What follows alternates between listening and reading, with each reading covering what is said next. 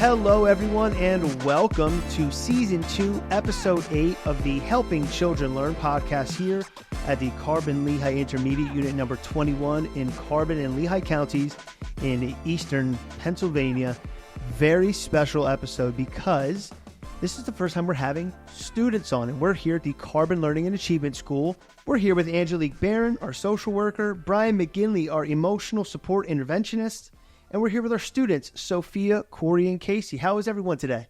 Good. We're great. So the reason we're here is because we've made a very special milestone, right? Yes. We are now a no place for hate school. There's about 1,800 of them in the country, and we are now the newest one.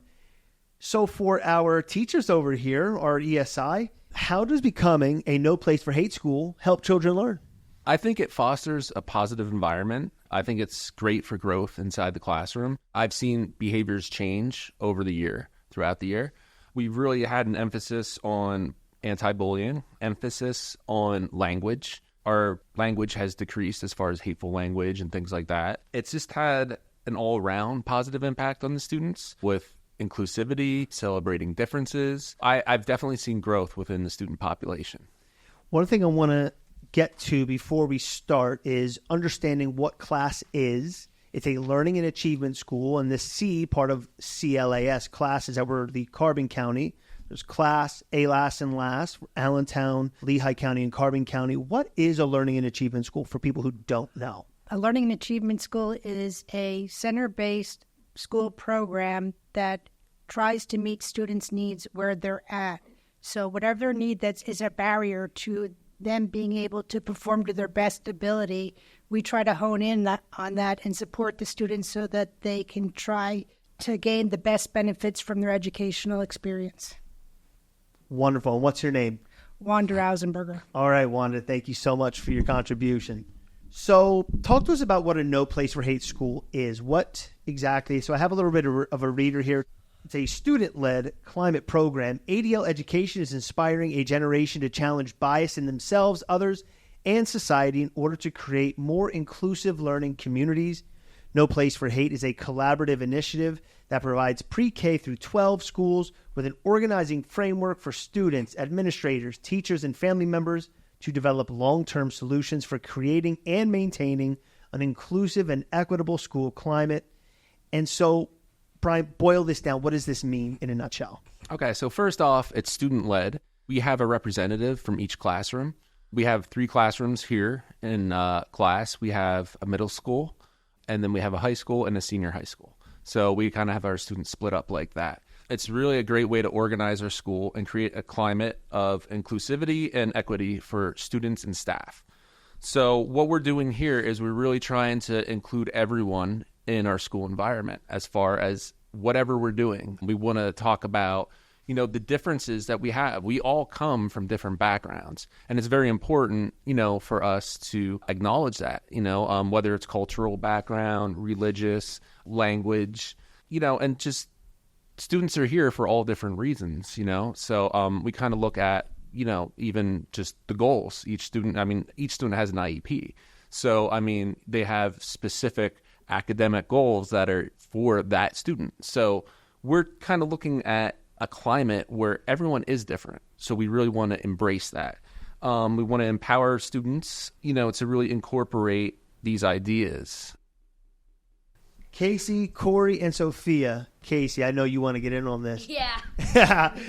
Where did you, when Mr. McGinley came to you and said, I want to make this no place for hate school, what was your initial thought when he said, I want you to be a part of this? Because it is student-led. When I first came here, I was basically acting up and stuff. So after a while, I would basically just clean up my act and I would stop acting up, which I haven't been acting up recently. So what about this no place for hate? Why is it important to you? We're the newest one. Sophia, what is so exciting about this idea of making CLAS a no place for hate school? Why are you interested in this program? I feel like No Place for Hate is a really helpful program, especially for people who have experienced hate in multiple ways. I feel like it really makes me more comfortable because back when I used to go to my old school, I had a lot of people picking on me, especially with like how colored I am, because I'm not exactly Hispanic, but I am. Okay. And like a lot of people would make fun of me for that. And like I haven't heard anything about that since I was here. That's amazing, because that is a little bit of an identity. I wouldn't call it a crisis, but you know, people question because you're not one or the other, right? And you don't get that here.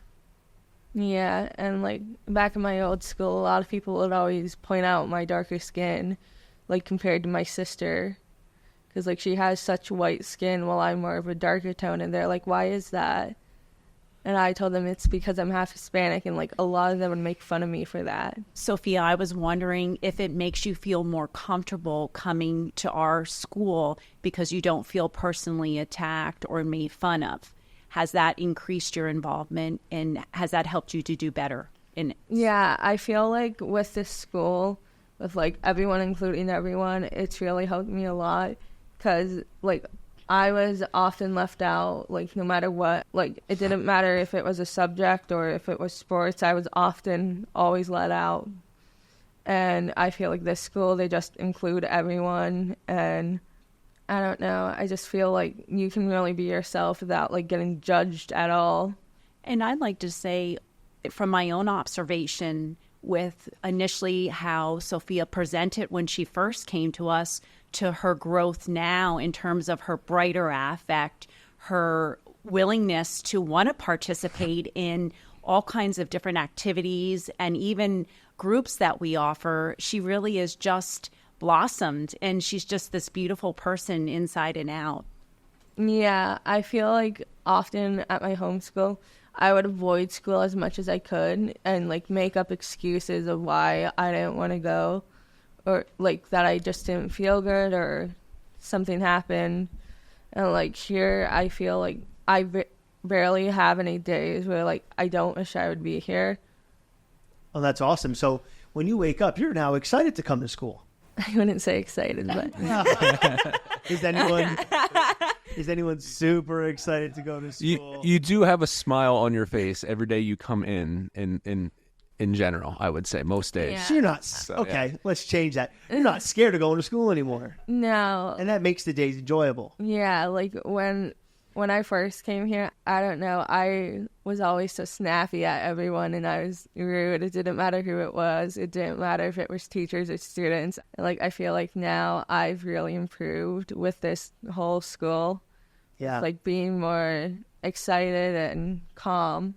And I bet what happens with that is when you become better, everyone around you becomes better. Yeah. Because a lot of the kids here, they're here because they are a little snappy sometimes, and maybe they get a little angry fast. And it seems that you're able to regulate maybe a little easier. Corey, do you want to talk about how you've gotten better here since this has become a No Place for Hate school? And not that it required a certification of this magnitude to make you better, but it certainly does it seem to help? I would avoid going to school a lot because of my past. I get really angry easily, and being here at class with not that attention, I've been able to learn to control my anger better, and I'm not lashing out on people as much anymore. I want to talk about these bullet points, right? So bullying, inclusivity, and celebrating differences and diversity, which is really part of inclusivity. So what about that has made this an enjoyable experience? And have you seen other students who have participated in No Place for Hate?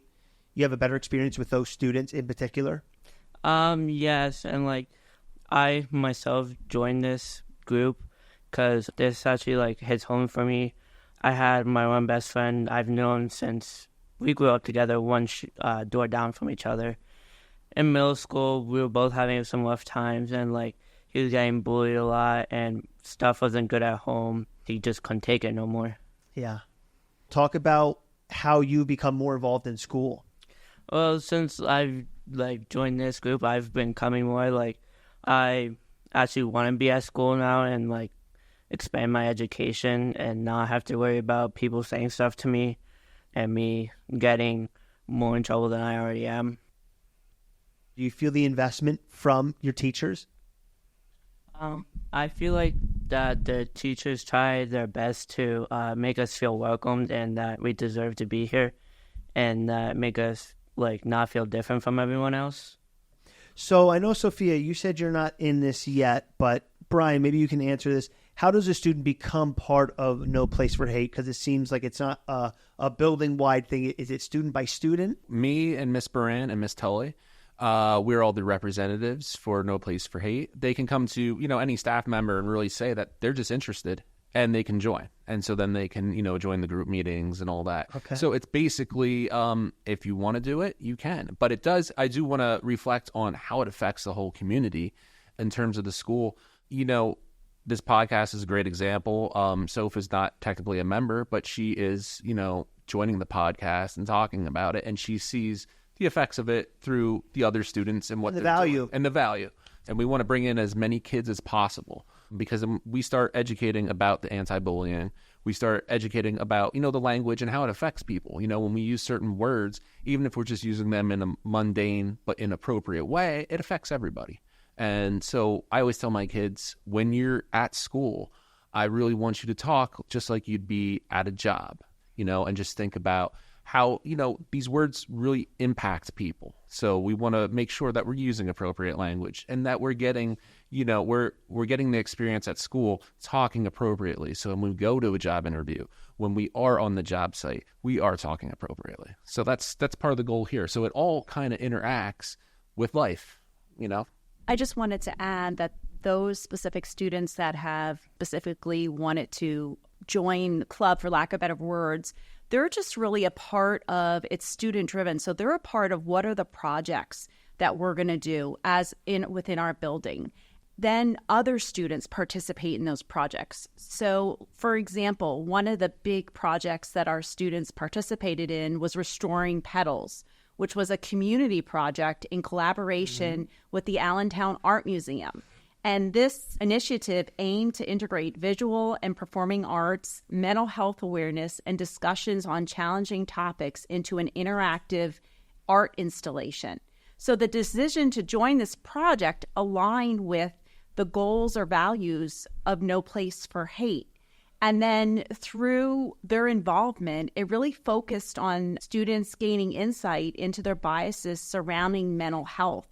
It helped them to develop empathy and feel a sense of fulfillment from making a positive impact that motivated them to continue to help others. So it wasn't just within this class community, but it was even more on a larger scale, but seeing what they did and how it affected others.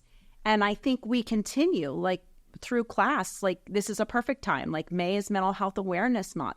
And, we as a collective program, we're working to break the stigma surrounding mental health and become agents of positive change. And what our students are learning is that it starts with each of us as an individual, and then how we influence each other. And how they're doing that is, they're practicing healthy habits, having and initiating meaningful conversations, spreading awareness, which goes back to the whole philosophy of how we're promoting an environment of support and understanding community. And we do this through all different ways. I mean, we integrate it into our curriculum. Brian runs a lot of groups to educate. We're kind of continuing to bring in information, plant seeds. We invite community members in to help educate. And I really think it's really important how it does stem from schools, because we all know that as we grow, we start out as students and we have our impacts on the community as we grow, as whatever we choose to do for an occupation. Yeah. Here in our school, we're seeing the big changes in our students, and it may start with a small change at the beginning of the year, but once it comes to May, once it comes to June, you see these huge changes, and it's important to see that what they're developing as far as skills, coping mechanisms, and just really how to, socially interact with each other appropriately, instead of, using names or excluding someone because they had a bad day with this peer and stuff like that. So we're trying to cut down on the excluding, any name calling, things like that. And we've been very successful, and our students have really stepped up to the plate. And I think that's really important because they need to get that credit for the hard work that they put in all year long. And amazing. I really think we need to celebrate that. I'm really impressed. And not just with these guys. These guys are star students right here, but all the guys are doing it. These are obviously, our leaders right here because they're stepping up to the plate. They're here on the podcast. But there's a lot of students that I've seen changes in, and I think that's just amazing to see. So, hey, go for it. Go for it. I was just going, I think it's been said, but I think, we live in this, diverse society. And, here our students are learning to navigate and appreciate differences, which are important skills that they are going to generalize out into the real world. And I think, Brian talked about it early on this podcast about this helps prepare them too for real life and practice here. Now, I want to ask you, for the final part of this podcast, I want to ask you three, and I want to give you each a chance because you three obviously see the value in becoming a No Place for Hate school and a No Place for Hate student. So if one by one, whoever wants to start, what would you tell other students who maybe are thinking about it, maybe don't want to join at all? What would you tell another student like yourself about why they should join No Place for Hate? Casey, you want to start? Why would you tell someone to become part of No Place for Hate? Because it's like a school that or a place that does not allow bullying or doesn't have bullying like here, because we don't have bullying much here anymore. And there was like these times that I've been bullied. Basically, there's also been a lot of people out in the real world that have been bullied, and yeah. Okay. Oh, another thing, can I say something for somebody? Yeah, go for it. For somebody that I'm gonna have them watch. Tyra, I hope you're watching this. See ya. I'm gonna have her watch that though. Yeah. Okay. Corey, little shout out. Corey, what would you tell someone? Why would you encourage someone to be a No Place for Hate student? Like, it's a place where they can be themselves without being judged or worrying about what other people think. Like, they could just be themselves. And Sophia, why do you think someone should join No Place for Hate? I know you're mulling it over, but it seems like you're going to make the leap. I feel like people should really join No Place for Hate because if I'm being honest, at first I thought it was really dumb. And I saw like kids who were kind of, I wouldn't say aggressive, but on the edge join. And I've like seen progressiveness in them and like see how they've changed. And I feel like it can be really beneficial for people. Like some people might be mean and they have no clue until like they hear it from other people and then they realize how rude that thing is. And I feel like it's just a good way to like get out there and like learn what's appropriate and what's not appropriate, and including everyone. Wow. Well, I don't think there's a better way to end the podcast. What do we think, Brian, Angelique? I don't think there's a better way. Casey, Corey, Sophia, Brian, and Angelique, thank you all for coming on. Really appreciate it. Thank you, thank you, thank you. This is Season 2, Episode 8 of the Helping Children Learn podcast at CLIU 21. You can watch this on Facebook if you are deaf or hard of hearing. There is a closed caption portion of this on our Facebook page and on our YouTube page. And you can listen to this on Spotify, Amazon Music, Google Podcasts, wherever you find your podcast. Everyone, thank you. Thank you. Thank you.